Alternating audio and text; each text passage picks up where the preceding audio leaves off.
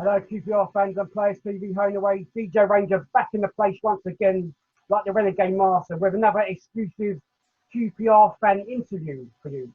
This time it's with the one, the only Mr. Peter Bleksley, author and broadcaster. How you doing, sir? I'm very well, thank you. And you? Not too bad. How you been coping through this pandemic period, really? I've been very fortunate. My life's mission is to hunt down a man called Kevin Parle, P-A-R-L-E, a guy wanted in connection with two separate murders. So for the first 3 months of lockdown, basically, I was a bit behind with writing my book about my hunt for Kevin Parle. But as you can see, I caught up and Manhunt got written. That got published just a few weeks ago. So that kept me really busy. And although it is a manhunt that I'm doing, and I can't knock on doors and get in front of people like I would like to, we live in the age of the digital detective. So there is so much detecting, investigating, research that I can do on my laptop from my desk. So in that regard, I've been extremely fortunate compared to many millions of less fortunate people whom my heart goes out to. Yes. But for yourself, very interesting. Obviously, at least it's kept you busy doing stuff, and and obviously, as you say, about the media stuff that saves on the legwork, obviously as well. Even though some people do prefer to do it the other way, knock on people's doors or do it that way. But there you go. Technology, as they say, Peter, is a great thing these days. So saves time in one way, but in other ways, it might not be the way you prefer to do it, but if it's getting the results and with your book and stuff, well done. Thank you. Anyway, let's crack on. Let's do this Q&A interview about being a QPR fan, if that's all right. As you can see by the shirt in my background, I'm a lifelong Rangers fan, they're just our team, aren't they? Anyway, first question: how long have you supported the QPR for? Right. Well, unfortunately, I'm 60 years old now, but when I was about, 6 or 7 years old, my dad came home from work one night, and that was kind of a rare thing. And he said to me, "I've been working at a football ground today." And I said, "Go on, tell me, where was it? What team was it?" Because I was beginning to get interested in football. And he said, "No, you'll never have heard of them. You'll never have heard of them." He said, "They're in the 3rd division." I said, "Go on, tell me. What team was it?" And he went, "They're called Queen's Park Rangers." So on the Saturday, the only way you could find out football fixtures in those days really was to look in the paper. I looked in the paper to see who they were playing on the Saturday. In the Sunday, I looked in the paper to see how they got on. And here I am, over 50 years later, season ticket holder. All my 3 boys are Rangers fans, and it's just what we do. Well done, and well done to your boys for following the family trait of supporting QPR. Hopefully, they had a choice. They all had a choice. They could support Rangers, or they could go to the Bernardo zone. It was as simple as that. Okay, well, yeah, there you go. Simple as that, as you say. Well done, and well done for the boys for actually doing the right decision and going supporting yards. Next question, Peter. How far do you travel to get to Loftus Road on the match day, or in namesake Kyan Prince Foundation Stadium these days? Yeah, 21 miles door to door. I live in Bexley in southeast London.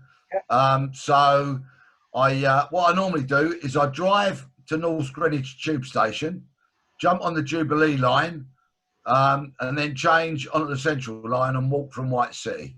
Okay. And that's generally speaking the route we take. If I'm going to meet my mates and have a few beers, then I don't drive to North Greenwich. I beg the missus to give me a lift up there. Yeah. But yeah, generally speaking, that's our journey. Okay, cool. What's your pre-match routine for home and away games that you attend, as and when? Yeah, maybe have a pint in the Blue and White Club underneath the loft. Yeah, as I say, on rare occasions, I'll go to the Crown and Scepter if I've not got the car and we're gonna have a few. But generally speaking, it'll be a pint in the Blue and White under the loft, and it's as simple as that. Okay, mate. Okay. Oh, sorry. What I should say is one of the big highlights for me is walking down South Africa Road to hear Dave Thomas going, "Yeah, kick up the arse, brand new issue," and I'll give him me £5, And yeah, I buy Kick Up the Arse all the time, and I can't wait to see Dave Good old Dave. and actually lay my hands on a paper copy of one. Yeah, Dave's a top man. He's a top player. He really is. Right, okay, next question. Can you remember your first QPR game you attended? Very much, yeah. It was Charlton away. My dad left home when I was about 10 or 11. And so my mum was struggling. We didn't have any money. But our next door neighbour was a Charlton supporter. Okay. And we drew them in the FA Cup. And I think it was about 70 or 71. And so the next door neighbour took me. You know, he's a Charlton fan. I'm a kid supporting Rangers. Yeah. I go to the Valley. Rangers are 2-0 down very early on in the game. I'm a kid standing at the front, holding onto the railings and sobbing my heart out. And then Rodney Marsh decided to join in. Yeah. I think Rodney got 2 that day. Anyway, we battered them. Well, we beat them. And I laughed and smiled all the way home whilst my adult neighbour was very, very unhappy. Well done for going, and well done to your neighbour for taking you as well, considering scenarios at the time. Who was your favourite past and present QPR player? Well, you know, I've just mentioned Rodney, yep. And of course, Stan, we know, was a wizard. I've been so lucky to see so many brilliant players down at Rangers over the years. And I feel dreadful because we should have about half hour now, really, of rattling through so many of the great names from Macca to Jerry, Clement Parks, Gillard, you know, Clive Wilson, who I think is his birthday today or was yesterday. Yeah. You know, and Les, of course, and Stainrod, and it goes on and on and on. And apologies to all those wonderful players whose names I just don't have the time to mention. I can't choose one, I'm afraid. I'm torn equally between the two because they both meant so much to me, and they were both mavericks and brilliant. So it's Stan and Rodney in joint first place for me, and I'm really sorry that I can't come down on the side of either of them. Okay, mate. And any present players or in recent times, anyone stood out to you in particular? It's been kind of challenging, hasn't it? Because I think we get a kind of affection for players that stay there for some length of time. And that's something that we don't see an awful lot of in the modern game. Yeah, very true. For entertainment, Deejay Eze, of course, was wonderful. We will never forget the season that we got promoted under Neil Warnock with Adele. But then you look at players like Sean Derry and Clint Hill and Paddy Kenny and Ali Forlin and so many of that terrific side. So, you know, once again, you know, many fabulous players out of that team. Adele and Eze recently. But I'm hoping that some of these youngsters that are coming through now, I'm particularly fond of Bright, although we might lose him soon. But I hope with a greater emphasis on youth, we might just get some players that hang around for a little while so we can really fall in love with them properly. Well, yeah, I mean, as you just stated there, Peter, with Bright, I mean, you know, he's in the last season and a bit, he's come on for us, really big bounds. And obviously with Chair, as you know yourself, I mean, this season he hasn't been to the standard that he was last season. Now, whether that's because of a Berry not being there now, no, but sometimes players can hinder other players, as you know yourself. So, as I'm sure lots of many Rangers fans were hoping that Ilias would step up and be the creator that Ebere was, because obviously, like, you know, but it hasn't happened as such yet, and you know, we're still hoping it can happen. It's still early in the season, but he needs to start doing it soon, I think.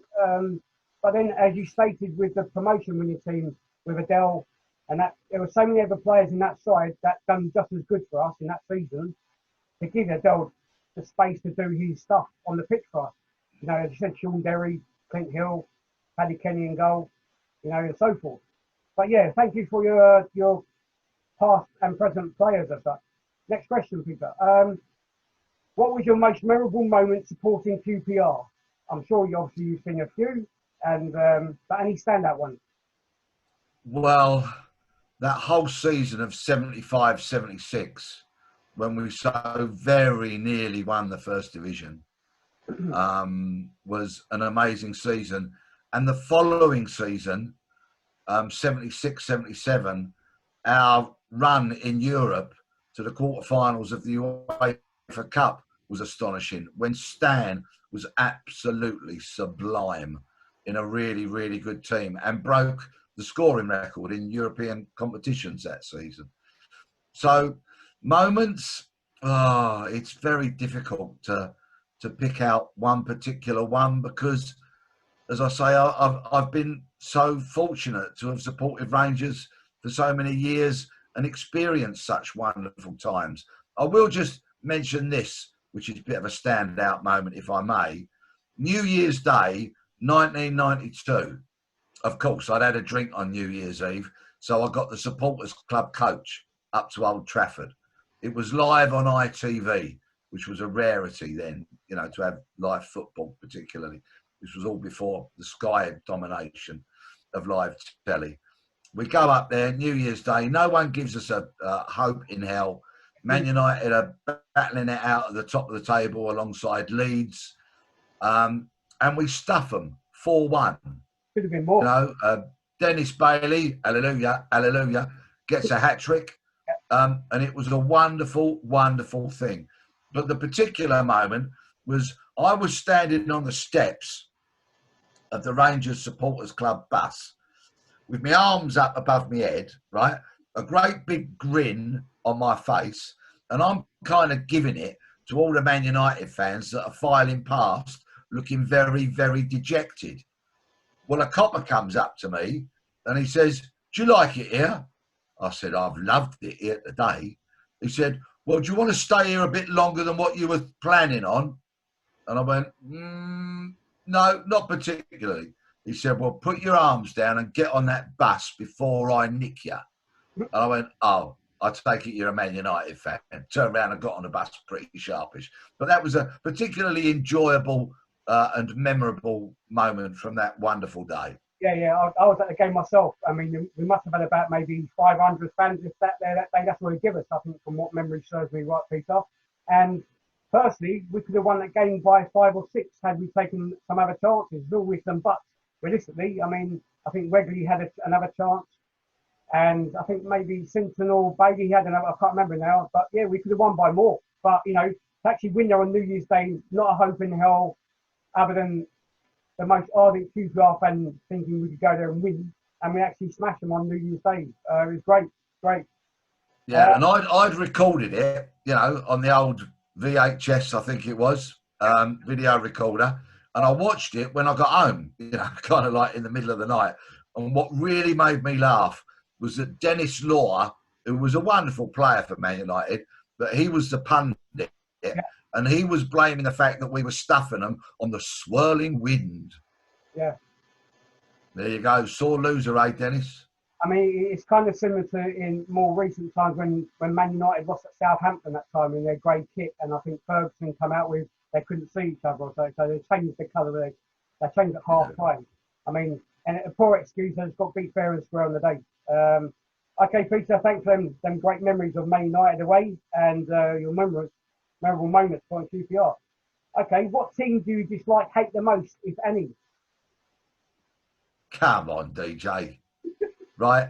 I'll give you the answer to that in very, very simple terms, and so many people will agree. SW6. Fair enough. End of. Yeah, no comment. That's it. Okay, mate, next one. Obviously, been supporting the club for many years. Did you get to go to many away games back then and nowadays, obviously, and obviously due to your workload as well, etc. and so forth? Yeah, I did home and away up until about 19 years ago when my 2 younger sons kind of came along. For example, when we were down in the 3rd tier of English football round about the turn of the century, wasn't it? On one season, I did all 46 league games home and away. Yeah. So I used to very much until my youngest 2 boys came along. So now I probably do maybe 2 or 3 away games a season. Me and my mates, there's 4 of us that go. We're all middle-aged, overweight, like a pint, love Rangers. We have a very undignified day or two when we might do Sheffield or Rotherham or something like that. You know, so we all meet up at King's Cross or Euston, and as soon as the wheels of the train start turning, the first can gets opened, and it gets very messy. I can imagine. I've done many of them myself on the trains and stuff, and then going up in cars and minibuses and stuff. It's part of the day out, to be fair, or the weekend, depends if you're doing the weekend. Yeah, okay, mate. Next question. Just a couple more for myself, if that's all right, Peter. What's the best away ground you have been to, past or present? Yeah, Old Trafford, purely and simply for that January the 1st, 1992. That's the one. I mean, you know, we've been to loads of lovely stadiums. I thought the Emirates was nice. I thought it was the best hot dog I'd ever had at a football ground. Could have done with a bit more atmosphere, but it's Arsenal, isn't it? What do you expect? You know, yeah, but I think purely and simply because I'm so swayed by the memories of that fabulous day that I would probably say it would be Old Trafford for that reason alone. Okay, mate. Thank you very much. And finally, can you sum up to myself and to the QPR fans watching this interview, Q&A interview, why you support QPR, please? Well, obviously it was that interest that I had in where my dad worked on that day. But what's kept me so in love with our club all these years is that, you know, we are smack bang in the heart of urban London, Shepherd's Bush, which is really an example of what a multicultural kind of world can be, where people get on, where they cooperate, where they come from all corners of the globe to try and make their lives better and earn a living and all of that.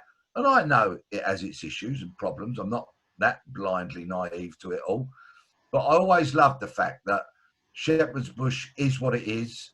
If I really want to treat myself, talking to pre-match routines, we'll go to Woody Grill for a bit of grub before a game, because I absolutely love Woody Grill on the Uxbridge Road. I love the Crown and Sceptre. I just love the fact that it is the place that it is, where overwhelmingly people of different races, colours, creeds, and all that kind of stuff live side by side and get along. And I love that, and it makes me very proud of that. What I might just say, I know I'm rabbiting on a bit, please forgive me, but QPR is, of course, our club. Owners come and go, managers come and go, players come and go. And I've got so many, obviously I've got 3 great mates that I go with, and my sons go. And also there are so many at Rangers who over the decades I'm not best mates with, and I don't know them particularly well, and I've never been round their houses. But, you know, we all just nod and smile and have a chat when you go to Rangers. And it is, to me, a family, a club I love, a place I love, and the people that I love. Well, yeah, it states it even publicly as well. But we're a big community club, and as you say, fans, obviously you've got your mates that you know very well, and family and etc. and so forth, and you've got friends that you know from going, like myself, like any other fan of any other team. Obviously, you see them at games, say hello to them, might go in the same pub or restaurant as them, have a little chat maybe, and that's it. You go on your way, you go and sit in your seats, wherever part of the ground you're in. But we're there for the same thing. We're there to support QPR. Obviously, you know, and that's the way it is. And that, well, you know, it can only be good for us. And we're not a big supporting club, as you know, but we're loyal, I think, and we're a community club as such, as you state and clearly state. You know, and that's why we love the club. But Peter, I just want to say thank you very much for joining me on QPR Fans and Players TV Home and Away with a Q&A interview about being a QPR fan. That's it for myself, Deejay Ranger, with the one, the only Mr. Peter Bleksley, author and broadcaster. Go check out his book, Manhunt. And that's it for myself and himself. We're out of here. Come on, you R'ss. You R'ss!